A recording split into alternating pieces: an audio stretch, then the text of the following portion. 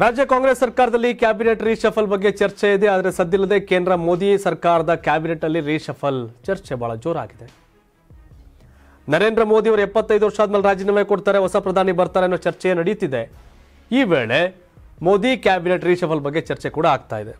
ಹೌದು, ಬಿಜೆಪಿ ರಾಷ್ಟ್ರೀಯ ಅಧ್ಯಕ್ಷರ ಬದಲಾವಣೆ ಜೊತೆಗೆ ಕ್ಯಾಬಿನೆಟ್ ಕೂಡ ಬದಲಾವಣೆ ಆಗ್ತಾ ಇದೆ. ಬಿಹಾರ ಚುನಾವಣೆಗೂ ಮುನ್ನವೇ ಮೋದಿ ಸಚಿವ ಸಂಪುಟ ವಿಸ್ತರಣೆ ಪುನರಚನೆ ಬಗ್ಗೆ ಚರ್ಚೆ ಆಗ್ತಾ ಇದೆ. ಖಾಲಿ ಇದ್ದ ರಾಜ್ಯಸಭಾ ಸದಸ್ಯ ಸ್ಥಾನಕ್ಕೂ ನಾಮನಿರ್ದೇಶನ ಪ್ರಕ್ರಿಯೆ ಪೂರ್ಣ ಆಗಿದೆ. ಈ ಬಾರಿ ಸಂಪುಟ ವಿಸ್ತರಣೆಯಾದರೆ ಮಿತ್ರ ಪಕ್ಷಗಳಿಗೆ ಹೆಚ್ಚಿನ ಸ್ಥಾನ ನೀಡೋಕೆ ಚಿಂತನೆ ಮಾಡಲಾಗ್ತಾ ಇದೆ. ಜೆಡಿಯು, ಎಲ್ಜೆಪಿ, ಟಿಡಿಪಿಗೆ ಹೆಚ್ಚಿನ ಸ್ಥಾನ ನೀಡಲು ಬಿಜೆಪಿ ನಾಯಕರು ಚಿಂತನೆಯನ್ನು ಮಾಡ್ತಾ ಇದ್ದಾರೆ. ಶೀಘ್ರದಲ್ಲೇ ಕೇಂದ್ರ ಸಚಿವ ಸಂಪುಟಕ್ಕೆ ಹೊಸ ರೂಪ ನೀಡುವ ಸಾಧ್ಯತೆ ಇದೆ. ಯುವ ಸಂಸದರನ್ನ ಸಂಪುಟದಲ್ಲಿ ಸೇರಿಸಿಕೊಳ್ಳಲು ಮೋದಿ ಒಲವನ್ನು ಹೊಂದಿದ್ದಾರೆ.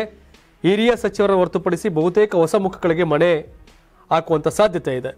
ಮತ್ತೊಂದು ಕಡೆ ಬೆಂಗಳೂರು ಸೆಂಟ್ರಲ್ ಕ್ಷೇತ್ರದ 4 ಬಾರಿ ಸಂಸದ ಪಿಸಿ ಮೋಹನ್, ಮಾಜಿ ಮುಖ್ಯಮಂತ್ರಿ ಬೆಳಗಾವಿ ಸಂಸದ ಜಗದೀಶ್ ಶೆಟ್ಟರ್, ಹಾಗೆ ಶಿವಮೊಗ್ಗ ಸಂಸದ ಬಿವೈ ರಾಘವೇಂದ್ರ ಹೆಸರು ಕೂಡ ಚಾಲ್ತಿಯಲ್ಲಿದೆ. ಸೊ ಜಗದೀಶ್ ಶೆಟ್ಟರ್ ಅಥವಾ ರಾಘವೇಂದ್ರ ಅವರ ಇಬ್ಬರಲ್ಲಿ ಒಬ್ಬರಿಗೆ ಅವಕಾಶ ಆಗ್ಬೋದು.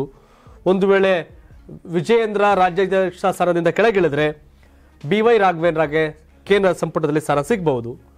ಮತ್ತೊಂದು ಕಡೆ ಒಬಿಸಿಗೆ ಅವಕಾಶ ಕೊಡಬೇಕಾದಂಥ ಅನಿವಾರ್ಯತೆ. ಪಿಸಿ ಮೋಹನ್ ನಿರಂತರವಾಗಿ ಸಂಸದರಾಗ್ತಾ ಇದ್ದಾರೆ.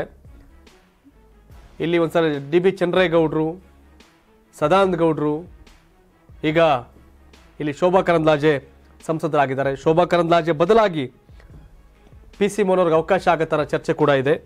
ನೋಡ್ಬೇಕೇನಾಗುತ್ತೆ ಅಂತ. ಬಟ್ ನರೇಂದ್ರ ಮೋದಿಯವರು ಮೋಹನ್ ಭಾಗವತ್ ಮೊನ್ನೆ ಮಾತಾಡ್ತಾ ಒಂದು ಹೇಳಿದರು, 75 ವರ್ಷ ಆದ್ಮೇಲೆ ಜವಾಬ್ದಾರಿ ಬಿಟ್ಕೊಡ್ಬೇಕು, ಜವಾಬ್ದಾರಿನ ಬಿಟ್ಕೊಟ್ಟು ಬೇರೆಯವ್ರಿಗೆ ಹೋಗ್ತಾ ಇರಬೇಕು ಅನ್ನೋ ದಾಟಿ ಹೇಳಿಕೆಗಳು. ನರೇಂದ್ರ ಮೋದಿಯವರ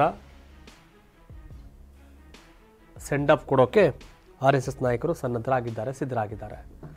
ನರೇಂದ್ರ ಮೋದಿ ಅಧಿಕಾರವನ್ನು ಬಿಟ್ಕೊಡ್ತಾರ? ಆ ಮೇಲ್ಪಂಕ್ತಿ ಯಾಕೆ ಕೊಡ್ತಾರೆ? 75 ವರ್ಷ ಆದ್ಮೇಲೆ ರಾಜಕೀಯ ನಿವೃತ್ತಿ ತಗೋಬೇಕು, ಅಧಿಕಾರವನ್ನು ತ್ಯಜಿಸಬೇಕು ಅನ್ನೋ ವಿಷಯದಲ್ಲಿ ಏನು ಮಾಡ್ತಾರೆ ಅನ್ನೋ ಪ್ರಶ್ನೆ ಸಹಜವಾಗಿದೆ. ಈಗ ನಿಮ್ಗೆಲ್ರಿಗೂ ಅನ್ಸುತ್ತೆ ಆ ಕ್ಯಾಬಿನೆಟ್ ಹೆಂಗಾರಾಗಲಿ ಮೋದಿ ಕತೆ ಏನು ಹೇಳಪ್ಪ ಅಂತ. ನಾವು ಹೇಳೋದೇನಿಲ್ಲ, RSS ಅವ್ರು ಹೇಳ್ತಾವ್ರೆ ದಾರಿ ಬಿಡಿ ಮೋದಿ ಅಂತ. ಗಡ್ಕರಿ ಪ್ರಧಾನಿ ಆಗ್ಬೋದು ಅಂತ ಹೇಳ್ತಿದ್ದಾರೆ. ಅಜಾತ ಶತ್ರು ವಾಜಪೇಯಿ ಅವ್ರ ನಂತರ BJPಯಲ್ಲಿ ಎಲ್ಲರೂ ಪ್ರೀತಿಗೆ ಪಾತ್ರ ಆಗಿರ್ತಕ್ಕಂಥ ವ್ಯಕ್ತಿ ಅಂತಂದರೆ ಅದು ನಿತಿನ್ ಗಡ್ಕರಿ. ಗಡ್ಕರಿಯವರು ಆಗ್ಬೋದು ಅನ್ನೋ ಪ್ರಶ್ನೆಗಳಿದೆ. ನೋಡ್ಬೇಕೇನಾಗ್ತಾರೆ ಅಂತ. ಯೋಗಿ ಆದಿತ್ಯನಾಥ್ ಹೆಸರು ಕೂಡ ಇದೆ. ಆದರೆ RSS ಲೆಕ್ಕಾಚಾರ ಬೇರೆ ಇದೆ. ಯಾಕಂದರೆ RSS ಮಗುವೇ BJP ಬೇರೆಯಲ್ಲ, RSS ಬೇರೆಯಲ್ಲ. BJP ದೇಹವಾದರೆ RSS ಉಸಿರು. ಹಾಗಾಗಿ ಮೋದಿ ಬದಲಾವಣೆಯ ಜೊತೆಗೆ ಈ ಲೆಕ್ಕಾಚಾರಗಳು ನಡೀಬೋದು ಅಂತಿದೆ. ಬಿಹಾರ ಚುನಾವಣೆಯ ನಂತರ ನರೇಂದ್ರ ಮೋದಿ ಪದತ್ಯಾಗ ಆಗಬಹುದು, ಆ ವೇಳೆ ಪುನರಚನೆ ಆಗಬಹುದು ಅಂತಿದೆ. ಅದೇನಾಗಲಿ, ನಮ್ಮ ರಾಜ್ಯದಿಂದ ಇನ್ಯಾರು ಮಿನಿಸ್ಟರ್ ಆಗಬೇಕು ಸಂಸದರು ಅದನ್ನು ಕಾಮೆಂಟ್ ಮಾಡಿ. ಮೋದಿ ಬದಲಾವಣೆಯ ಬಗ್ಗೆ ಕೇಳಿ ಬರ್ತಾ ಇರ್ತಕ್ಕಂಥ ಚರ್ಚೆ ಬಗ್ಗೆ ತಾವೇನು ಹೇಳ್ತೀರಿ ಕಾಮೆಂಟ್ ಮಾಡಿ ತಿಳಿಸಿ.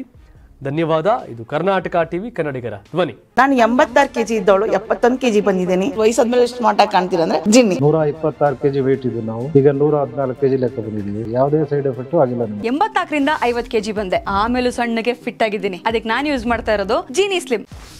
84ರಿಂದ 50 kg ಬಂದೆ. ಆಮೇಲೆ ಸಣ್ಣಗೆ ಫಿಟ್ ಆಗಿದ್ದೀನಿ. ಅದಕ್ಕೆ ನಾನು ಯೂಸ್ ಮಾಡ್ತಾ ಇರೋದು ಜೀನಿ ಸ್ಲಿಮ್. ಸಣ್ಣ ಆಗಕ್ಕೆ ಜೀನಿ ಸ್ಲಿಮ್ ಯೂಸ್ ಮಾಡದೆ ಹೆಲ್ದಿನೂ ಅದೇ. ನೀವು ಸಣ್ಣ ಆಗ್ಬೇಕಾ, ಹೆಲ್ದಿ ಆಗ್ಬೇಕಾ? ಹಾಗಿದ್ರೆ ಜೀನಿ ಸ್ಲಿಮ್ ಯೂಸ್ ಮಾಡಿ. ಸಣ್ಣ ಆಗೋದಕ್ಕೆ ಯಾವುದೋ ಪ್ರಾಡಕ್ಟ್ ಹೇಳ್ತಾ ಇದ್ದಾಳೆ, ಏನಾದರೂ ಸೈಡ್ ಎಫೆಕ್ಟ್ಸ್ ಇದೆ ಅಂತ ಯೋಚನೆ ಮಾಡ್ತಾ ಇದ್ದೀರಾ? ಖಂಡಿತ ಇಲ್ಲ. ಯಾಕಂದ್ರೆ ಇದು ಕೆಮಿಕಲ್ ಫ್ರೀ. ಸಣ್ಣ ಆಗಬೇಕು ಅಂದ್ರೆ ಜೀನಿ ಸ್ಲಿಮ್ ಯೂಸ್ ಮಾಡಿ. ಹೆಚ್ಚಿನ ಮಾಹಿತಿಗೆ ಕೆಳಗೆ ಡಿಸ್ಪ್ಲೇ ಆಗ್ತಿರೋ ನಂಬರ್ಗೆ ಕಾಲ್ ಮಾಡಿ.